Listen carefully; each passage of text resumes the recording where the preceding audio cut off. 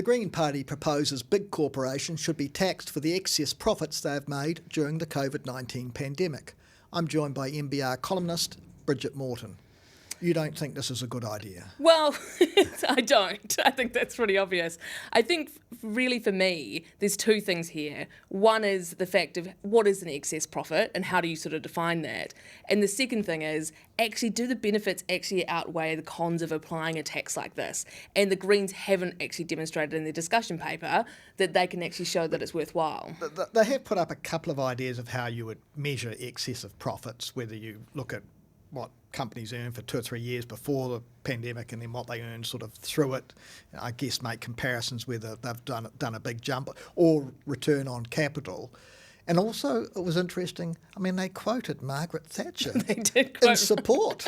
Margaret Thatcher did indeed put a excess profit tax on banks, but just because Margaret Thatcher did it, Brent, it doesn't make it right. So I think what we need to be really careful here is it is a really populist policy. It really speaks to sort of, I think, sometimes that sort of feeling of, well, yeah, tax the rich, you know, they've made all this money and I want it. But the thing is with these taxes is that they don't really, the experience of them shows that money doesn't really flow through to helping those people at the other end of the scale that really need it. Yeah, I mean, I think you make the point at the end of your column seem to be saying the Greens are just doing this to try and catch votes. But to be fair to the Greens, they've always been talking about a wealth tax, haven't they? I mean, this just sort of fits with their view that the rich should be taxed more. Yeah, absolutely. It is consistent, but that doesn't mean it's not just populist.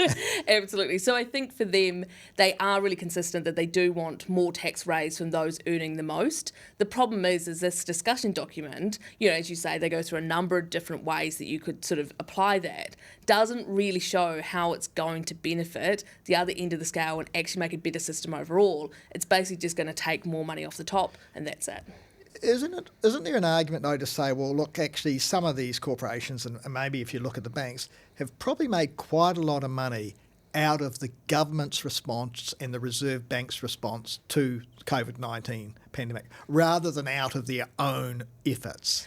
Look, I think everyone in business, you know, not everything is within your control. You know, would you say for somebody who is a, you know, manufacturer of masks, for instance, over the last couple of years, completely out of their control. Well, I wish I'd invested in that company. Exactly. But it's for them, you know, there's an opportunity that they happen to be in the right place at the right time, you know, maybe had the manufacturing set up, they'd set up their company in the right way. And so the government doesn't normally actually tax, you know, when people, or, you know, subsidise when they're going down. I know a little bit different during the COVID-19 in terms of wage subsidies, but for the most part, they don't look after companies who are making losses. So to kind of tax them when they're making profits is a little bit unfair. You've either got to do one or the other.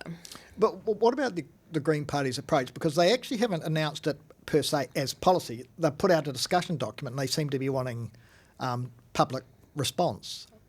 Yeah, I mean, it's an interesting way of doing it. I think for them, they can see that this is probably, frankly, about politics, you know, many bites of the cherry. Put out a discussion document, have that discussion, 6 months later, announce the policy. I don't think anything's really going to change because, as you said, the Greens have a consistent policy of trying to tax more. And I mean, if you were going to put in place a windfall tax for those profits, you'd need to do it at least in the next budget, wouldn't you? You've got a very limited time that you could put it in place. Yeah, absolutely. And I think one of the questions here too is exactly how you do that. You know, one of the things that they say to look at is sort of the 5 or 6 industries that they believe have benefited the most from inflationary increases. One of those being building supply or building product suppliers, which we know we've got a massive shortage of. It's caused a lot of problems in terms of our construction industry. So what they want to do is actually discourage more supply, particularly overseas supply, coming into the industry. It doesn't really make sense about how they want to target it. Therefore, if they're going to do it in the next budget, they've got a lot of work to do. Brigitte Morten, thank you for your time.